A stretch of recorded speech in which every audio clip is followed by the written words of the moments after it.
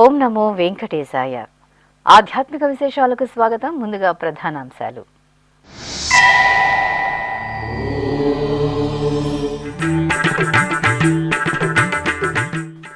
ఊంజల సేవలో శ్రీ ప్రసన్న వెంకటేశ్వరుడి అభయ ప్రదానం. అప్పలాయగుంట క్షేత్రంలో స్వామివారికి నీరాజనం.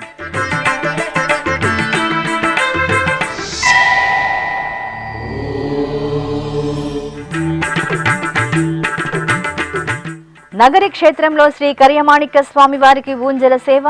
స్వామివారి దర్శనంతో తరించిన భక్తజనం.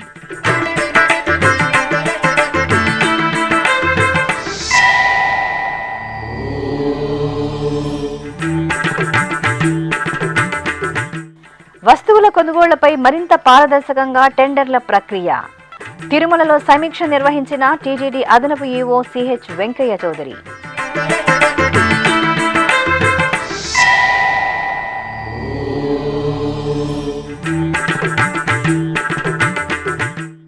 తిరుమల వేద విజ్ఞాన పీఠంలో వేద విద్వత్ సదస్సు ప్రారంభం. టీటీడీ ఆధ్వర్యంలో వేద శాస్త్ర ఆగమ పండితులకు పరీక్షలు.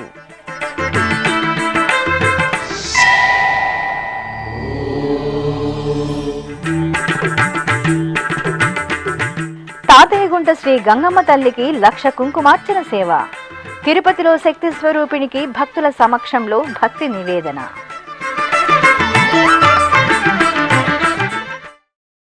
టీటీడీకి అనుబంధంగా విరాజిల్లుతున్న అప్పలాయగుంట శ్రీ ప్రసన్న వెంకటేశ్వర స్వామివారి ఆలయంలో స్వామి అమ్మవార్లకు ఊంజల సేవ నేత్రపర్వంగా జరిగింది. శ్రీదేవి భూదేవి సమేత శ్రీ ప్రసన్న వెంకటేశ్వర స్వామివారి ఉత్సవ మూర్తులను స్వర్ణాభరణాలు, పట్టు పీతాంబరాలు, పుష్పమాలలతో దేదీప్యమానంగా అలంకరించి ఊంజల మండపంలో వెంచేపు చేశారు.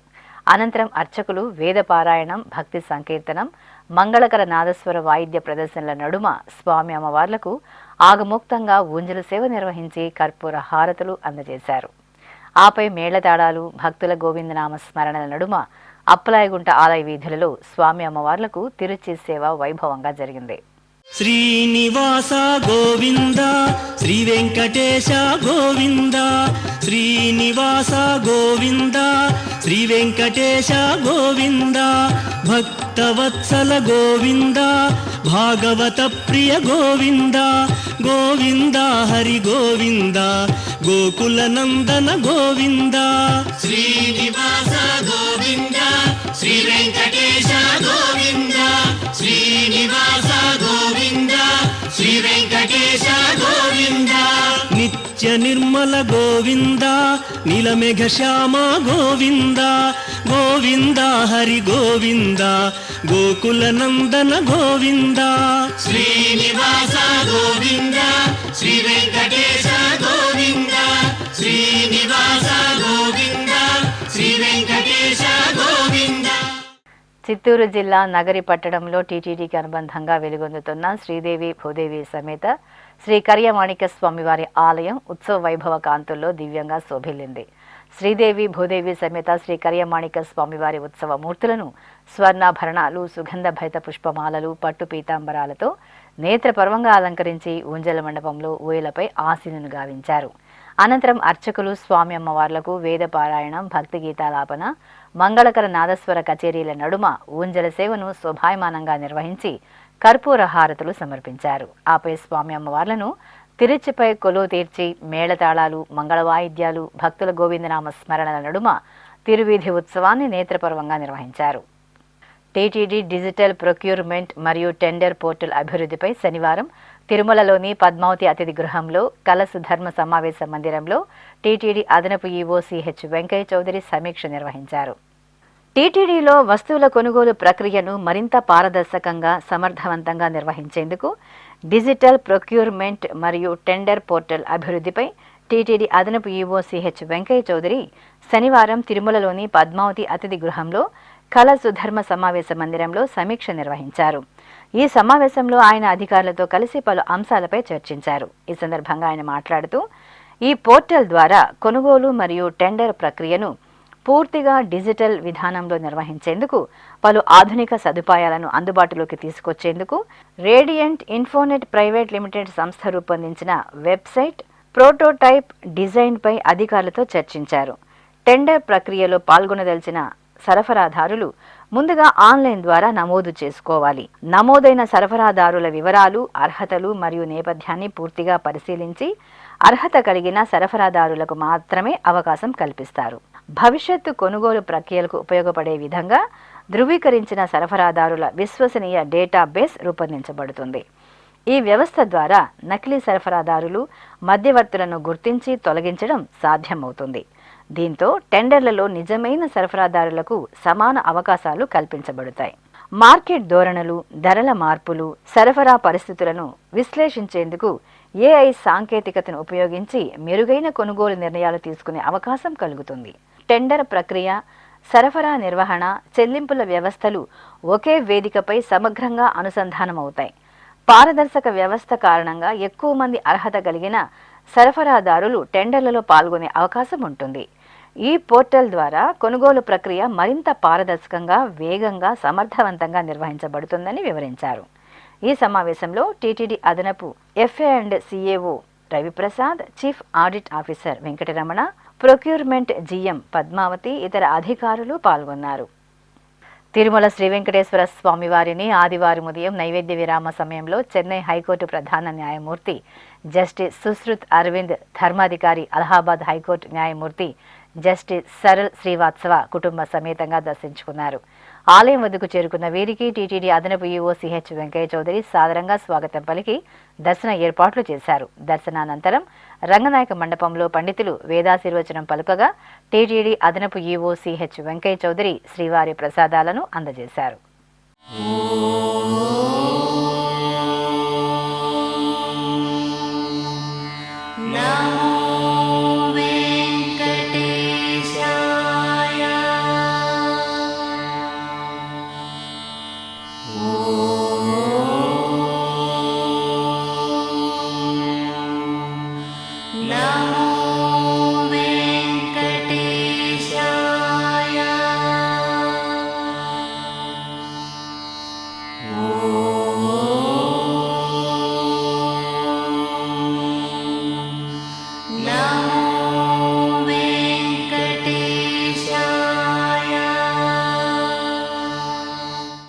అమెరికాలో స్థిరపడిన విశాఖపట్టణానికి చెందిన త్రిపురనేని వెంకటరత్నం టీటీడీ అన్నప్రసాదం ట్రస్టుకు 70 లక్షల విరాళాన్ని అందించారు.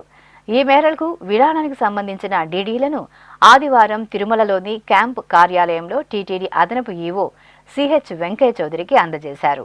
ఇందులో త్రిపురనేని వెంకటరత్నం 50,111 రూపాయలు అన్నప్రసాదం ట్రస్టుకు అందజేయగా, వారి కుమారులు త్రిపురనేని విజయ్, త్రిపురనేని వినయ్ పేరిట ఒక్కొక్కరి తరపున 10,116 రూపాయలను అన్నప్రసాదం ట్రస్టుకు విరాళంగా సమర్పించారు. ఈ కార్యక్రమంలో శ్రీశైలం దేవస్థానం trust board chairman Ramesh Naidu, TTD పాలక మండలి సభ్యులు జి భానుప్రకాష్ రెడ్డి పాల్గొన్నారు. తిరుమల క్షేత్రంలోని ధర్మగిరి శ్రీ వెంకటేశ్వర వేద విజ్ఞాన పీఠంలో ఆదివారం వేదశాస్త్ర ఆగమ విద్వత్ సదస్సు ఘనంగా ప్రారంభమైంది. 1969వ సంవత్సరం నుండి ధర్మగిరి వేద విజ్ఞాన పీఠం ఆధ్వర్యంలో వేద శాస్త్ర ఆగమ విద్వత్ సదస్సును ప్రతి ఏటా నిర్వహిస్తున్నారు. ఇందులో భాగంగా భారతదేశ వ్యాప్తంగా ఉన్న వేద శాస్త్ర ఆగమ స్మార్త ప్రబంధ పండితులను గుర్తించి టీటీడీ ఆధ్వర్యంలో పరీక్షలు నిర్వహించి వారికి నగదు, శాలువ, విజయ పత్రికలను అందజేస్తున్నారు. ఇందులో భాగంగా మార్చి 8వ తేదీ నుండి 13వ తేదీ వరకు ధర్మగిరి వేద విజ్ఞాన పీఠంలో శ్రీ వెంకటేశ్వర వేద శాస్త్ర ఆగమ విద్వత్ సదస్సును ఘనంగా నిర్వహిస్తున్నారు. ఇందులో భాగంగా ఆదివారం ఉదయం ధర్మగిరి వేద విజ్ఞాన పీఠంలో పూజా కార్యక్రమాలను నిర్వహించి జ్యోతి ప్రజ్వలన చేసి సదస్సును ప్రారంభించారు. ఈ సదస్సుకు దేశవ్యాప్తంగా 800 మంది అభ్యర్థులు హాజరవుతుండగా వారిని పరీక్షించడానికి 100 మంది సుప్రసిద్ధ పండితులు పరీక్షా అధికారులుగా వ్యవహరిస్తున్నారు. ఈ సందర్భంగా ప్రారంభ కార్యక్రమానికి విశిష్ట అతిథులుగా విచ్చేసిన మైసూర్ దత్తపీఠం ఉత్తరాధికారి శ్రీ దత్త విజయానంద తీర్థ స్వామి అనుగ్రహ భాషణం చేశారు. అనంతరం ధర్మగిరి వేద విజ్ఞాన పీఠం ప్రిన్సిపల్ ఆచార్య కుప్ప శివసుబ్రహ్మణ్య అవధాని మాట్లాడుతూ సదస్సు లక్ష్యాలను వివరించారు. ఈ సదస్సు 1969లో ప్రారంభమైంది. అప్పుడు ఈ సదస్సులో పరీక్ష ఇవ్వాలి అంటే అందరికీ కొంచెం భీతిగా ఉండేది. ఎందుకంటే వేదం మాత్రం కాదు, వేదంతో పాటు స్వీయ గృహ్య సూత్రం ఉంటుంది, అలాగే మంత్రపన్నాలు ఉంటాయి, అలాగే రఘువంశాది కావ్యభాగం అంతా కూడా ఉంటుంది. పూర్వభాగంలో అంటే క్రమాంతం పూర్వభాగం, ఘనాంతం ఉత్తర భాగము అని, సలక్షణ ఘనాంతం ఉత్తర భాగం, క్రమాంతం పూర్వభాగము అని. క్రమాంతం అంటే దాంట్లో కేవలం సంహిత, పదం, క్రమం, బ్రాహ్మణం, ఆరణ్యకోపనిషత్తులు మాత్రమే కాదు. రఘువంశం 3 సర్గలు, ఆపస్తంభ గృహి సూత్రాలన్నీ కూడా కంఠస్థంగా పరీక్ష ఇవ్వాలి. మంత్రపన్నాలతో సహా అధ్యయనం చేయాలి. సామాన్యంగా ఆంధ్రదేశంలో మంత్రపన్నాలు అధ్యయనం చేసే అభ్యాసం తక్కువగా ఉంటుంది. ఇటీవల ఇటువంటి పరీక్షల ద్వారా అవకాశం అంతా కూడా పెరిగింది. మామూలుగా మనకు లోకంలో మూలం ఎన్ని పన్నాలు కృష్ణయజుర్వేదము అంటే 82 పన్నాలు అని అంటాం. కానీ 2 మంత్రపన్నాలు కూడా కలుపుకుంటే 84 పన్నాలు అవుతాయి. 84 పన్నాల్లోనూ పరీక్ష ఉంటుంది.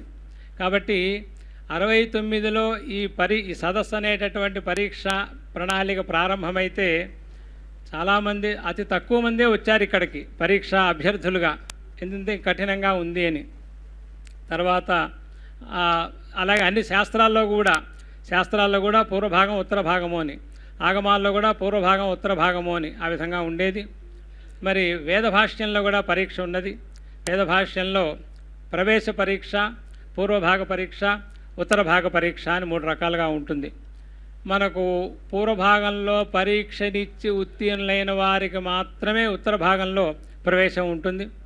మరొక విశేషం ఏమిటి అంటే సదస్సు యొక్క వైలక్షణ్యం, ఒకసారి గనక సదస్సులో పరీక్ష ఇచ్చి ఉత్తీర్ణులైతే ఇంకా వారి జీవితకాలం ఎప్పుడు సదస్సు జరిగినా వారిని ప్రాచీన పండితులుగా ఈ సదస్సుకి మనం ఆహ్వానించి వారికి శ్రీవారి దర్శనాన్ని కల్పించి యథోచిత సత్కారం చేసి రాను పోను మార్గవ్యయాన్ని ఇచ్చి వాళ్ళందరినీ కూడా గౌరవించే వ్యవస్థ కూడా ఈ యొక్క సదస్సులో మాత్రమే ఉంది. భారతదేశంలో ఎక్కడా లేదు అని మనం సగౌరవంగా చెప్పుకోవచ్చు.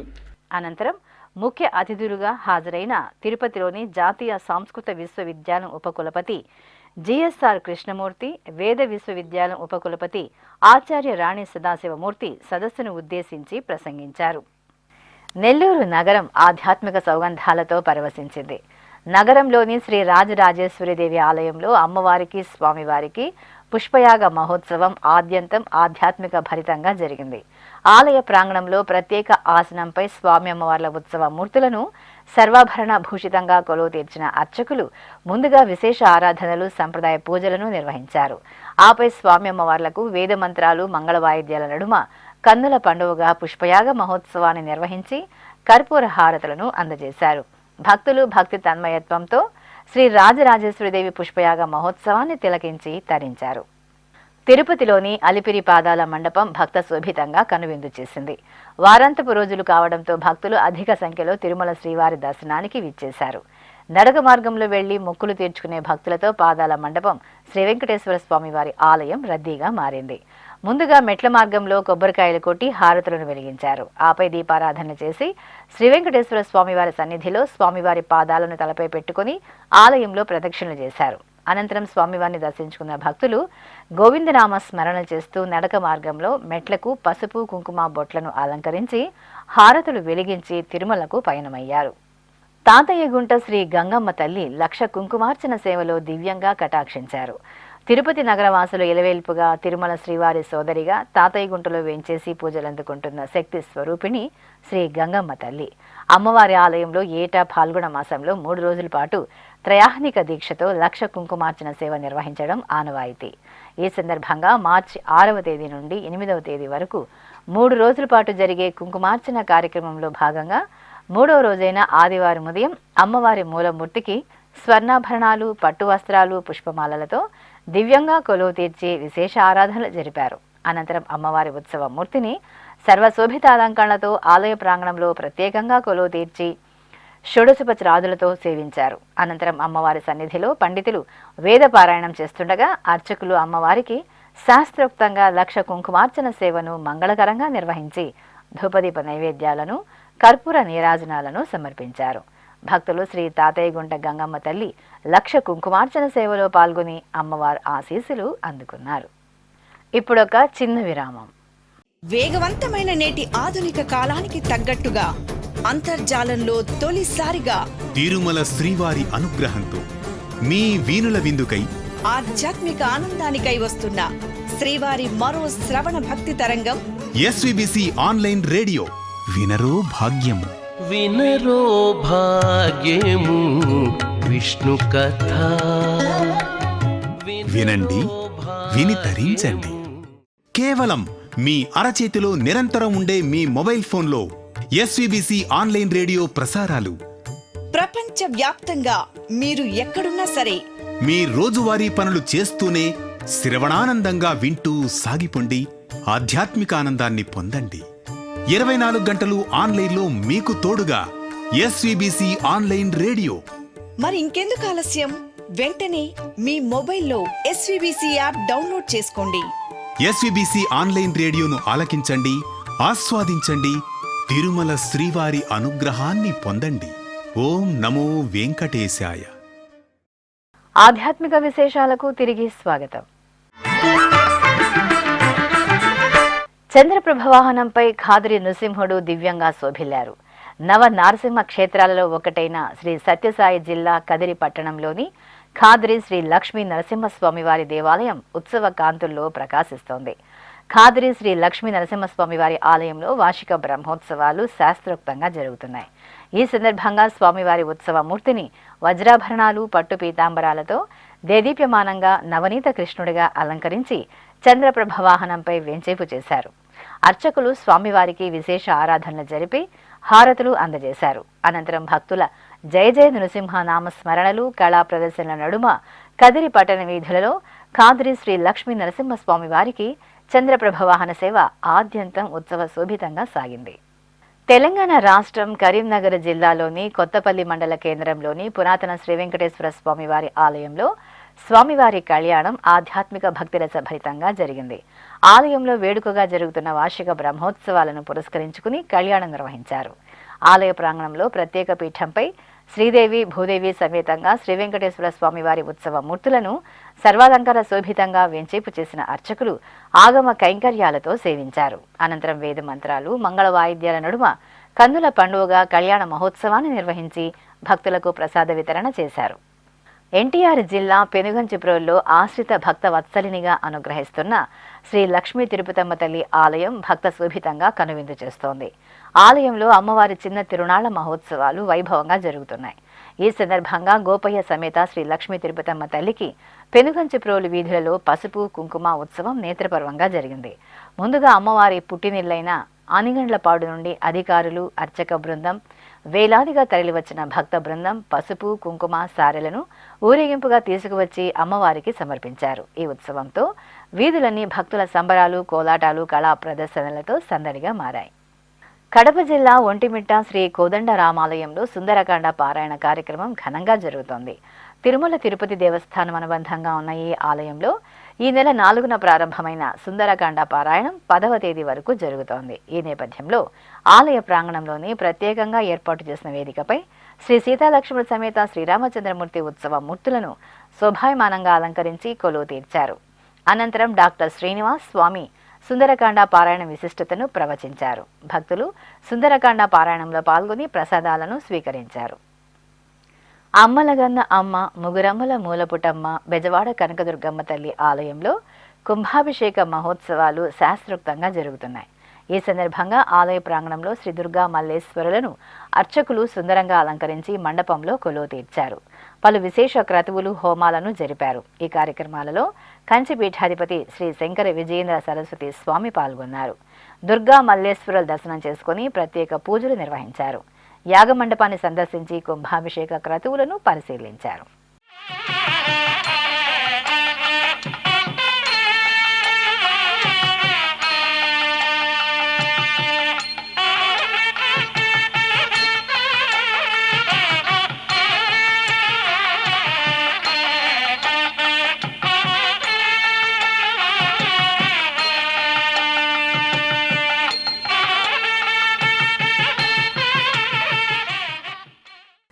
గూడూరు పట్టణంలోని ప్రసిద్ధ శ్రీ అళఘనాథ స్వామివారి దేవాలయంలో రథోత్సవం రమణీయంగా జరిగింది. ఆలయంలో కన్నుల పండుగగా జరుగుతున్న స్వామివారి వార్షిక బ్రహ్మోత్సవాలను పురస్కరించుకుని రథోత్సవం నిర్వహించారు. శ్రీదేవి భూదేవి సమేత స్వామివారి ఉత్సవ మూర్తులను బంగారు ఆభరణాలు, సుగంధ పుష్పమాలలతో శోభాయమానంగా అలంకరించి ఆలయం వెలుపలకు తీసుకువచ్చి చూడ చక్కగా తీర్చిదిద్దిన రథంపై కొలువు తీర్చారు. ప్రత్యేక పూజలు నిర్వహించిన తర్వాత బాజా భజంత్రీలు, భక్తుల దైవనామ స్మరణల నడుమ రథోత్సవాన్ని ఎంతో విశేషంగా నిర్వహించారు.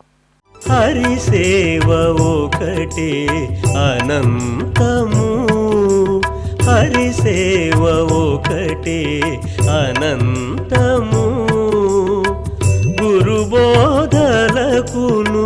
కొదవేలేదు.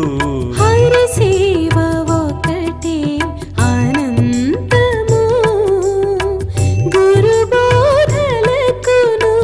కొలదేలేదు. హరి సేవ ఒకటే అనంతము.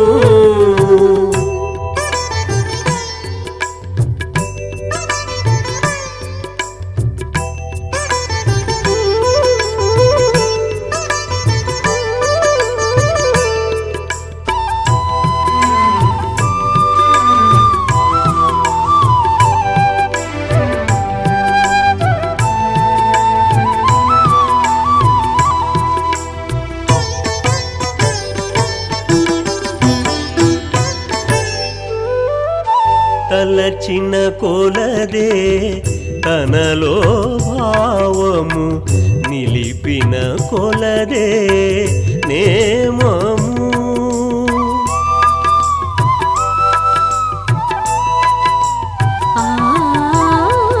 తలచిన కొలదే తనలో భావము, నిలిపిన కొలదే నేమము. తెలంగాణ రాష్ట్రం కామారెడ్డి జిల్లా కేంద్రంలో కొలువైన శ్రీ మహాగణపతి ఆలయంలో గరిక పూజలు ఘనంగా జరిగాయి. సంకష్టహర చతుర్థిని పురస్కరించుకుని అర్చకులు గర్భాలయంలో స్వామివారి మూలమూర్తికి నిత్యారాధనలు జరిపారు. ఆ తర్వాత పుష్పమాలలతో సుందర శోభితంగా బొజ్జ గణపయ్యకు అలంకరణలు చేశారు. అష్టోత్తర శతనామావళి సహితంగా గరిక పూజలు నిర్వహించి ధూపదీప నివేదనలు, మహామంగళ హారతులు సమర్పించారు. భక్తులు పార్వతీ నందనుని సేవించి తన్మయులయ్యారు. ఇక తిరుమల శ్రీ వెంకటేశ్వర స్వామివారిని దర్శించుకున్న భక్తుల సంఖ్య, శ్రీవారికి తల నీలాలు సమర్పించిన భక్తుల వివరాలు, హుండీ ఆదాయం తదితర అంశాలను ఇప్పుడు తిరుమల సమాచారంలో తెలుసుకుందాం.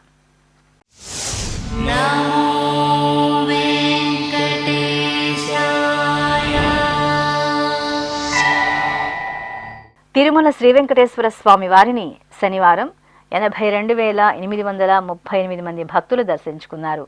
31,006 మంది భక్తులు తలనీలాల మొక్కును చెల్లించుకున్నారు. ఇక శ్రీవారి హుండీ ఆదాయం 3,94,00,000 రూపాయలు. ఆధ్యాత్మిక విశేషాలు ఇంతటితో సమాప్తం. తిరిగి రాత్రి 10 గంటలకు ప్రసారమయ్యే ఆధ్యాత్మిక విశేషాలలో మళ్ళీ కలుసుకుందాం. ఓం నమో వెంకటేశాయ.